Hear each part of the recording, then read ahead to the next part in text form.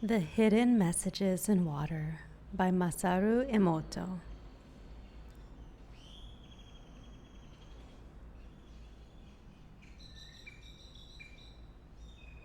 In memory of my maternal grandfather, aunts, and uncles. Introduction. More than 10 years have passed since I began taking photographs of frozen ice crystals. For years before that, I had conducted research into the measurement of wave fluctuations in water. But when I started learning about crystals, I discovered that water expresses itself in a vast variety of ways. I learned that these photographs of crystals are filled with much wisdom for us. In contrast to tap water, natural water displays a beautiful array of crystals. Even more so when the natural water is exposed to beautiful music. There are also fascinating differences generated in the crystals when the water is shown different words, such as gratitude or stupid. These crystals are filled with lessons concerning how we should and must live our lives. In June of 1999, I published a collection of photographs in a book called The Messages of Water from a small publishing company that I called Hado Kyoikusha, Wave Fluctuation Publishing. Although this book was self-published and not intended to be sold in the large bookstores, word of mouth resulted in it becoming a bestseller. This is something that almost never happens in the publishing industry. I was filled half with amazement as this was happening right in front of my eyes, and half with appreciation for the many people who took the time to tell others about the book. In order to share my book with more people, I had all the Japanese explanations translated for an English version. This led to further successes, and I began receiving requests from Switzerland and other countries throughout the world to give lectures. The publishing of these crystal photographs with the many messages that I have for the world couldn't have come at a more appropriate moment in history. And it may well be a sign of the times that so many people are receptive of these messages. I thank God that I have been given the opportunity to work in this capacity. I understand that some people have difficulty with the word or concept God. The main focus in this book is water, and the more you understand water, the more difficult you will find it to deny the existence of a God. I'd like you to think about your feelings on this topic as you look through the crystal photographs found herein. When I was first asked to write this book for Sunmark Publishing in Japan, I immediately knew that there were many marvelous things inside me that I wanted to write about. And when I told this to Nobutaka Ueki, president of Sunmark Publishing, he said that was what he wanted me to focus on. He even went along a subordinate, Ryu Saito, to hear my lectures in Switzerland. Now that the book is finished, I am filled with a sense of satisfaction.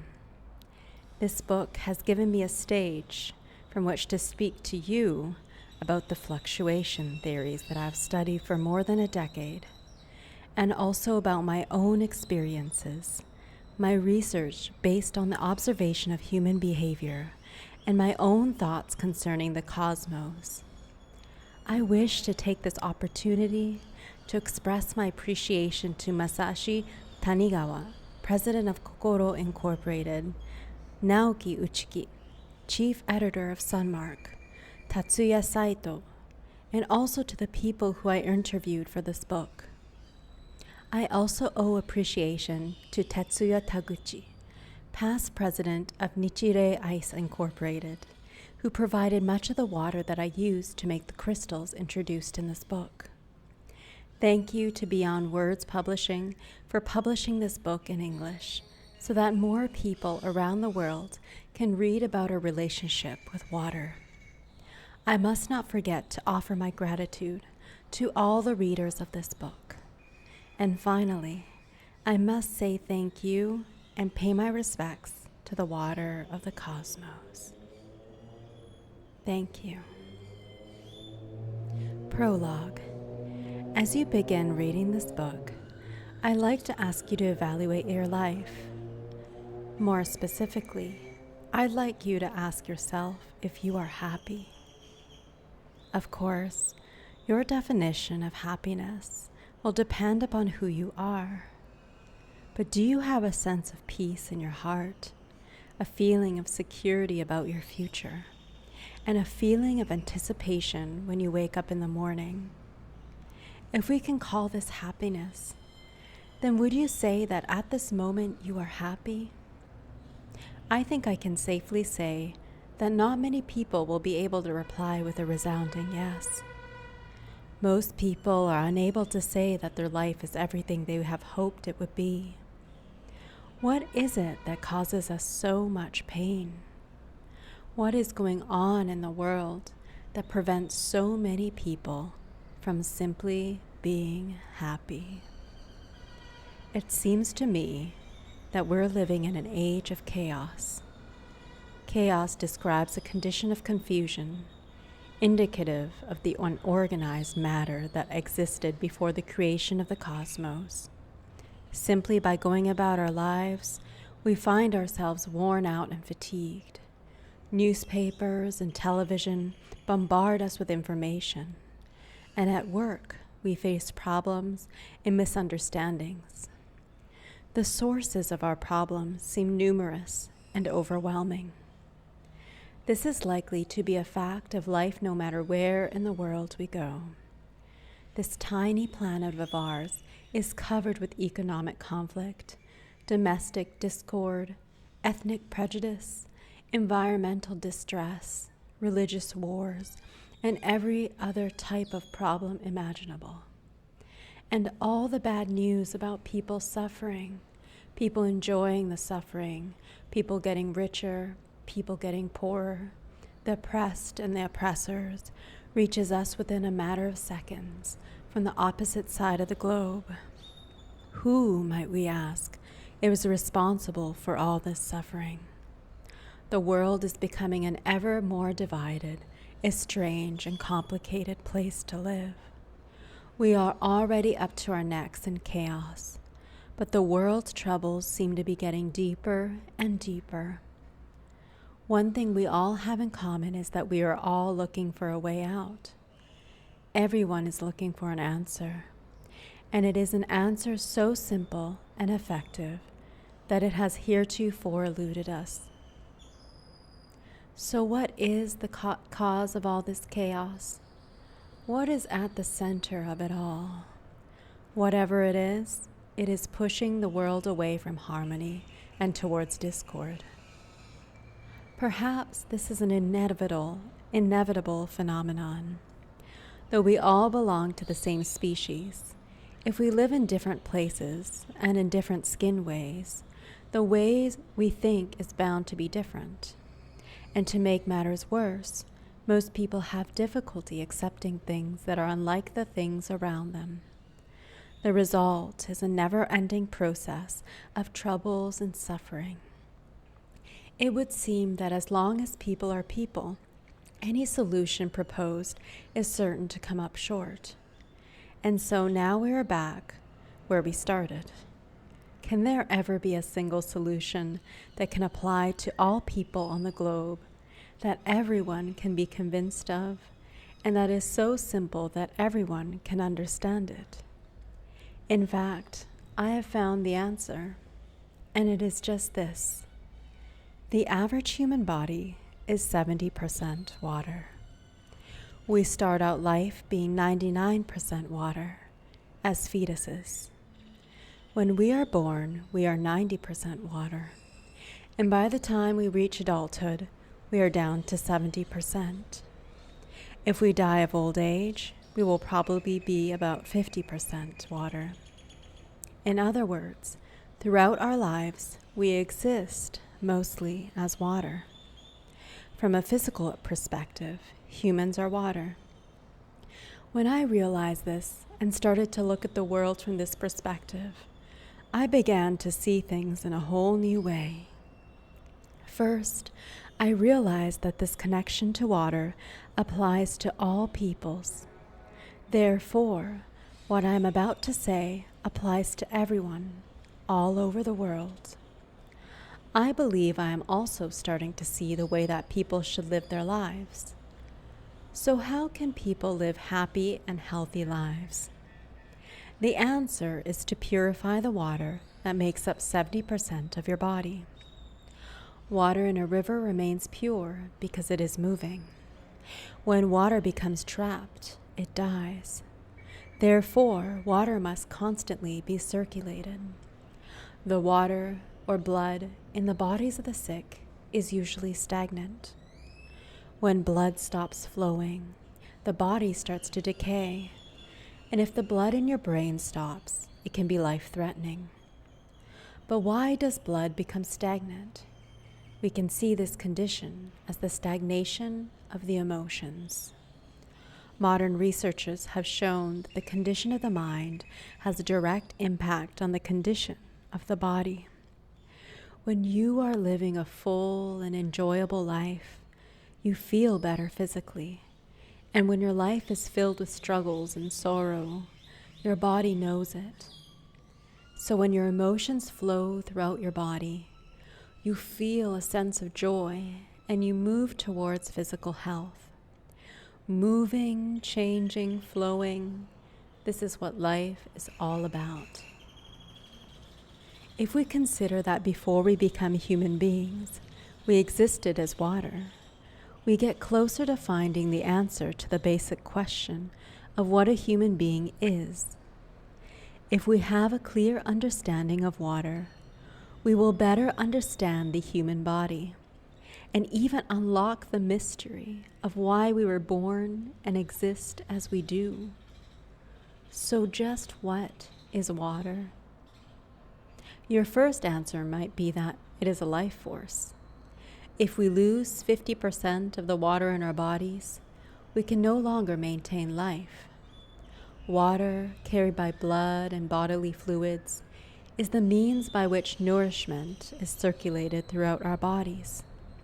This flow of water enables us to live active lives. Water serves as the transporter of energy throughout our body.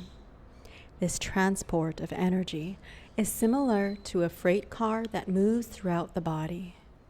If the body is clogged and soiled, then the cargo in the freight car will also become filthy. And so it is essential that water always remain clean. More now than in the past, the medical community has begun to see water as a transporter of energy. And it is even being used in the treatment of illness. Homeopathy is one such field where the value of water is recognized. Homeopathy originated in Germany in the first half of the 19th century with the work of Samuel Hahnemann. But its roots go back to the father of medicine, Hippocrates, who wrote down many treatments similar to those promoted by homeopathy. In a word, those pioneers of medicine taught us to treat like with a like, fight poison with poison.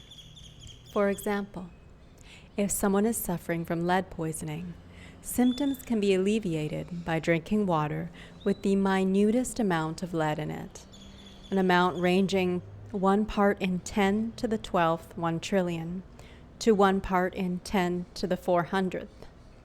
At this level, the matter no longer for practical purposes remains in the water, but the characteristics of the matter do remain.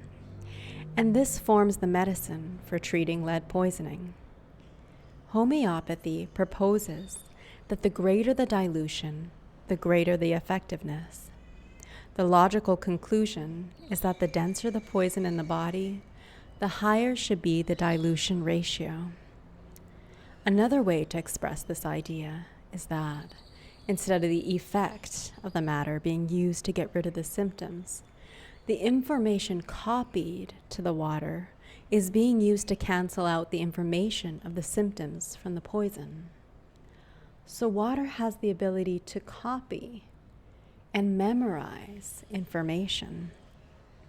We may also say that the water of the oceans has memories of the creatures that live in the ocean. The Earth's glaciers may well contain millions of years of the planet's history. Water circulates around the globe, flowing through our bodies and spreading to the rest of the world. If we were capable of reading this information contained in the memory of water, we would read a story of epic proportions. To understand water is to understand the cosmos, the marvels of nature, and life itself. I have studied water for many years. The realization that water has the ability to copy information has changed my life. After making this discovery in America, I brought it back with me to Japan and have since used the information copying function of water to help people recover their health. At that time, however, doctors would not even consider the possibility that water by itself had healing capabilities. I was and am fully convinced that water is able to memorize and transport information, but this suggestion has been met with complete rejection by the medical community. In 1988, the French scientist Jacques Benveniste undertook an experiment to test the basic principles of homeopathy.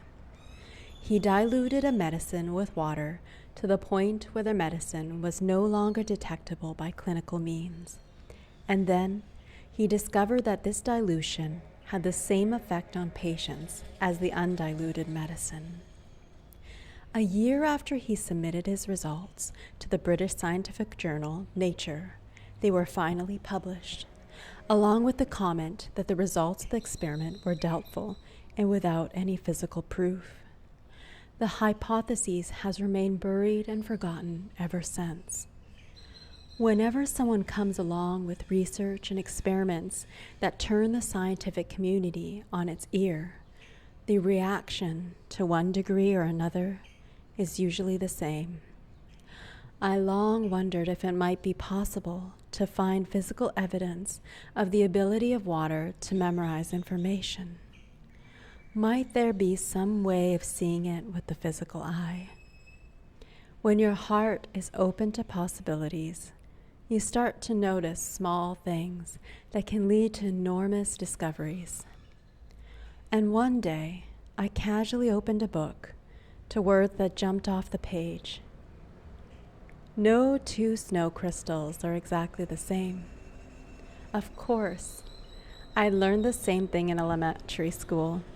The faces of all the snowflakes that have fallen on the earth for millions of years have all been different. However, I read this sentence as if it had a completely different meaning because my heart was open and receptive to its message. The next moment, I thought, if I freeze water and look at the crystals, each one will look totally unique. And that moment marked my first step on an adventure into a new and unexplored world. My plan was to freeze water and take pictures of the crystals. It's my nature not to want to sit on a fresh idea.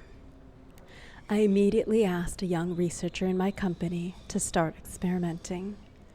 But this was a field that no one knew anything about. There was nothing to assure us that our efforts would eventually pay off. Oddly enough, I never doubted that they would. I knew with certainty that my hypothesis was correct and that the experiments would go well. I just knew it. I usually suffer from a critical shortage of perseverance, but this time I refused to give up. My first step was to lease an extremely accurate microscope and look at water frozen in a kitchen refrigerator. However, since the photographs were taken at room temperature, the ice would soon melt. It took us quite some time before we were able to get any photographs of crystals. Late each evening, I would take the young researcher to dinner and try to encourage him. I told him that I only expected him to do his best. After 2 months of experiments, we finally succeeded in getting one photograph. The water gave us a photograph of a beautiful hexagonal crystal. I was filled with excitement when the researcher came to me with the news.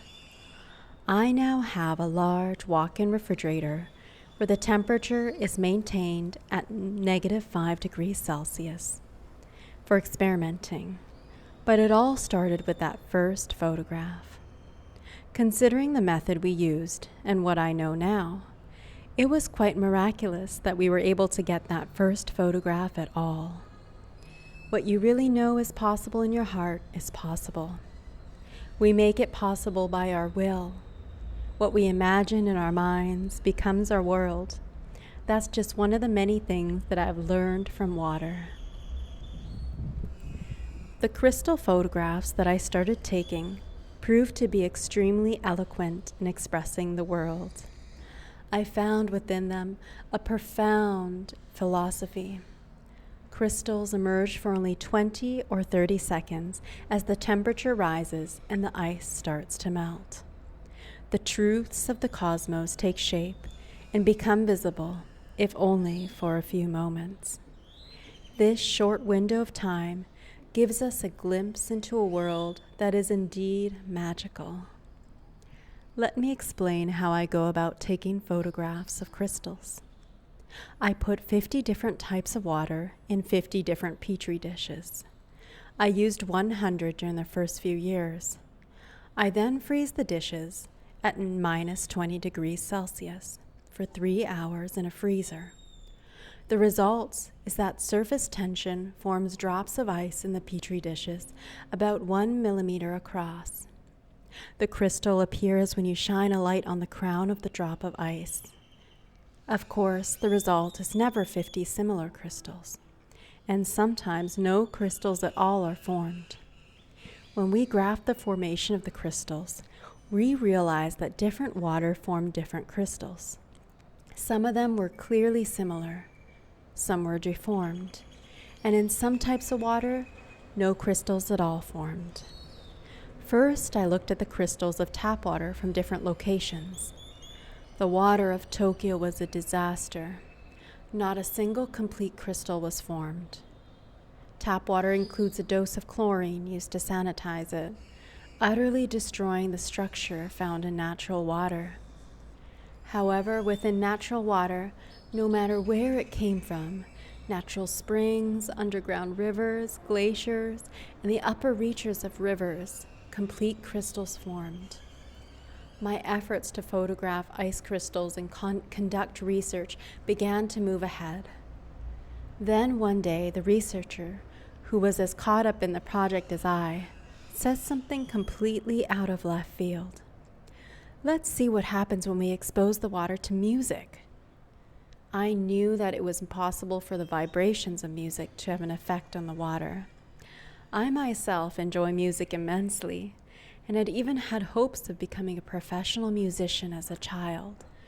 And so I was all in favor of this off-the-wall experiment. At first, we had no idea what music we could use and under what conditions we would conduct the experiment. But after considerable trial and error, we reached the conclusion that the best method was probably the simplest. Put a bottle of water on a table between 2 speakers and expose it to a volume at which a person might normally listen to music. We would also need to use the same water that we'd used in previous experiments. We first tried distilled water from a drugstore. The results astounded us. Beethoven's Pastoral Symphony, with its bright and clear tones, resulted in beautiful and well-formed crystals. Mozart's 40th Symphony, a graceful prayer to beauty, created crystals that were delicate and elegant. And the crystals formed by an exposure to Chopin's Etude in E, OP 10, number 3, surprised us with their lovely detail. All the classical music that we exposed the water to resulted in well-formed crystals with distinct characteristics. In contrast, the water exposed to violent heavy metal music resulted in fragmented and malformed crystals at best. But our experimenting didn't stop there. We next thought about what would happen if we wrote words or phrases like "thank you" and "fool" on pieces of paper and wrapped the paper around the bottles of water with the words facing in. It didn't seem logical for water to read the writing, understand the meaning, and change its form accordingly. But I knew from the experiment with music that strange things could happen. We felt as if we were explorers setting out on a journey through an unmapped jungle. The results of the experiments didn't disappoint us. Water exposed to "thank you" formed beautiful hexagonal crystals. But water exposed to the word "fool" produced crystals similar to the water exposed to heavy metal music, malformed and fragmented. Further experimenting showed that the water exposed to positive expressions like "let's do it" created attractive, well-formed crystals, but that water exposed to negative expressions like "do it" barely formed any crystals at all. The lesson that we can learn from this experiment has to do with the power of words. The vibration of good words has a positive effect on our world, whereas the vibration from the negative words has the power to destroy. Learning about water is like an exploration to discover how the cosmos works, and the crystals revealed through water are like the portal into another dimension. As we continued with our experiments and taking photographs of crystals, we found that we were setting out to climb the stairs toward an understanding of the profound truths of the cosmos. I particularly remember one photograph. It was the most beautiful and delicate crystal that I had seen so far, formed by being exposed to the words love and gratitude. It was as if the water had rejoiced and celebrated by creating a flower in bloom. It was so beautiful that I can say that it actually changed my life from that moment on. Water had taught me the delicacy of the human soul and the impact that love and gratitude can have on the world. In Japan, it is said that words of the soul reside in a spirit called kotodama, or the spirit of words. And the act of speaking words has the power to change the world. We all know that words have an enormous influence on the way we think and feel, and that things generally go more smoothly when positive words are used. However, up until now, we have never been able to physically see the effect of positive words.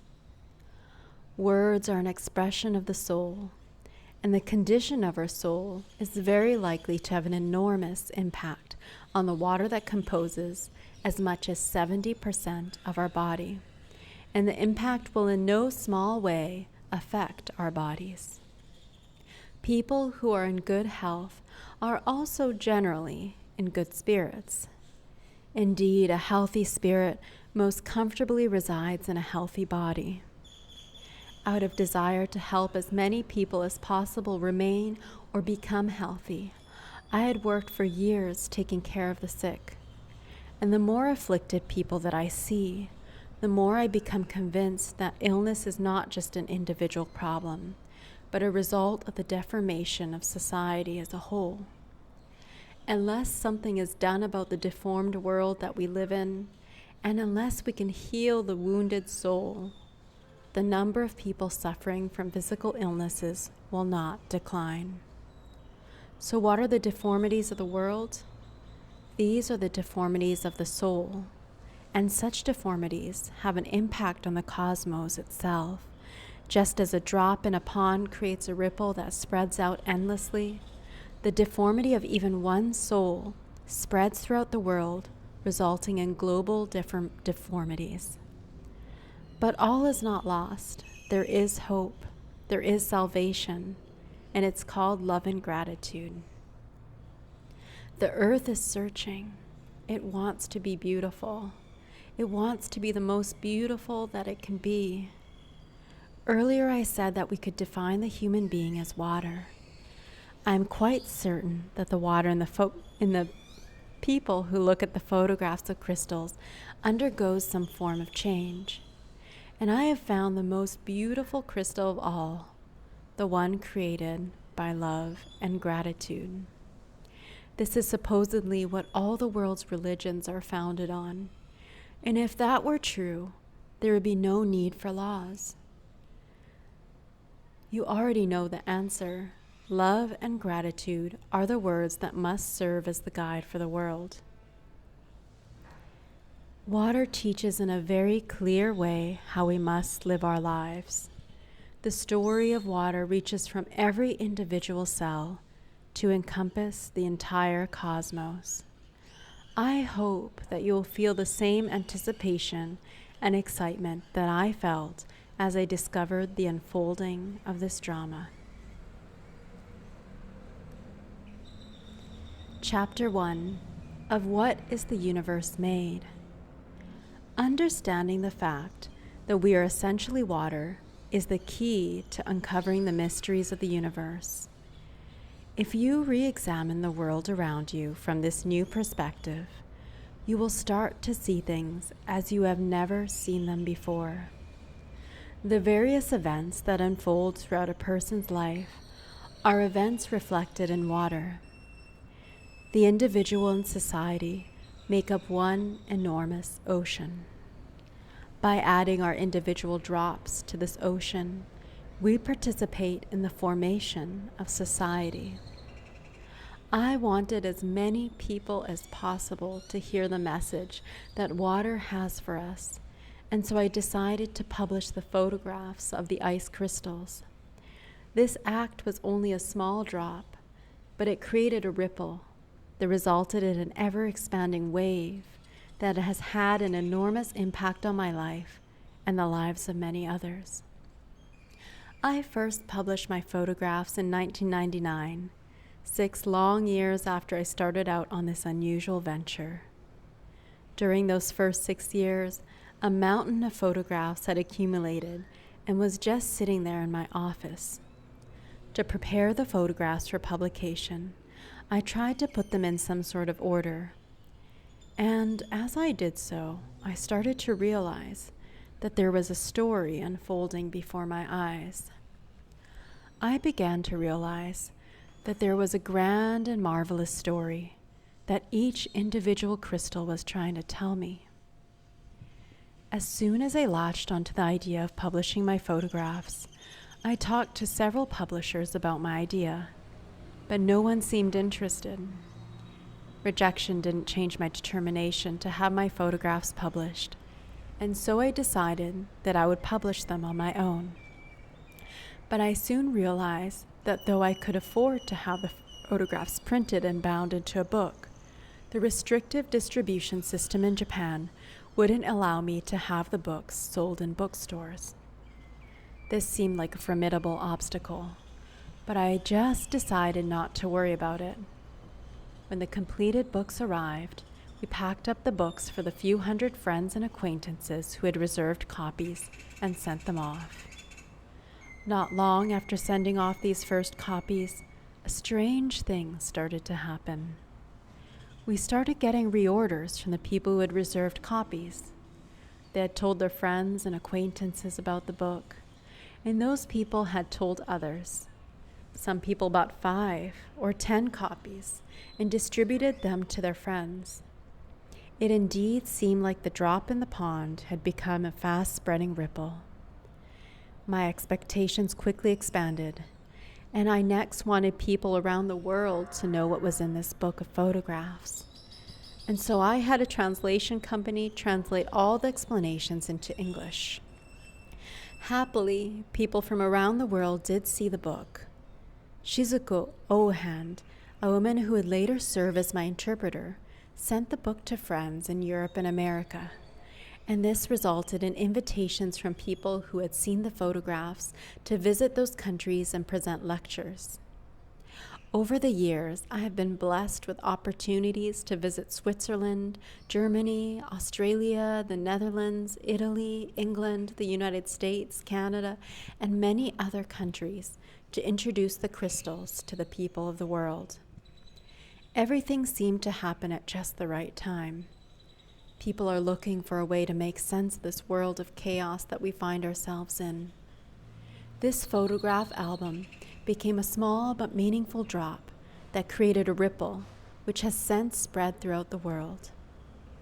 I would like here to introduce only a small portion of the photographs that I've taken. Some of them are included in the work, The Messages of Water, and some form the second collection of photographs called The Messages of Water 2, and other photographs were taken especially for this book. You yourself will be able to clearly see the effect that words, photographs, and music can have on water. These photographs were seen by Japanese as well by people from around the world, many of whom sent me letters with their opinions and thoughts. The pebble that I threw into the pond had indeed created a large ripple that now started to come back to me. I was astounded to see that so many people were impressed by the effect that the energy of human consciousness and words had on the formation of ice crystals. Despite the fact that the idea that words and thoughts have the power to change water and other substances may certainly seem like far-out religion or philosophy. We showed words to water. We wrapped a piece of paper with a word type on it around a bottle of water. The crystal is as perfect as can be. This indicates that love and gratitude are fundamental to the phenomenon of life in all of nature. We showed words meaning thank you in different languages, always resulting in crystals that were beautiful and complete. Thank you in Chinese, danke in German, merci in French, thank you in Korean, grazie in Italian. When words that indicated harm to humans were shown to the water, no crystals formed. It even appears that the words, "You make me sick," created the shape of a man with a gun. The word angel resulted in a ring of small crystals linked together, while the word Satan formed a crystal with a dark lump in the center, as if ready to attack.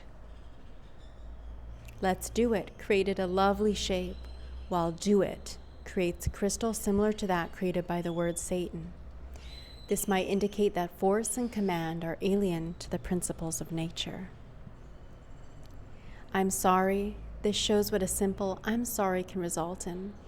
Perhaps the crystal is blurred is because a simple "I'm sorry" can sound more sincere than a more elaborate apology. Wisdom. The word wisdom in various languages created beautifully formed crystals. This may indicate that wisdom is a basic principle of nature throughout the world. A test conducted in an elementary school. Here are some photographs taken after children at a Japanese elementary school spoke to the water, and also one photograph of water that was ignored. The children said different things to different bottles of water. When the children said, "You're cute" to the water, cute crystals formed, but "you fool" had the opposite effect. When the children said, "You're beautiful" a few times, when the children said "beautiful" several times. When the water is told "you're beautiful" several times, it resulted in crystals more well-formed than when the water was only told this a few times. The crystals formed by the ignored water was the least complete. What does the face of the cosmos look like? Here are photographs of crystals made from water exposed to the word cosmos in Japanese, English, and German, and also a crystal formed using a photograph of the Earth. All three crystals are similar, with clearly formed crystals. It appears that the principles of the cosmos transcend language differences. When shown a photograph of the Earth, the crystal is beautiful, but we can't help but notice that it is a little deformed. If not for this deformity, it would be as beautiful as any complete crystal.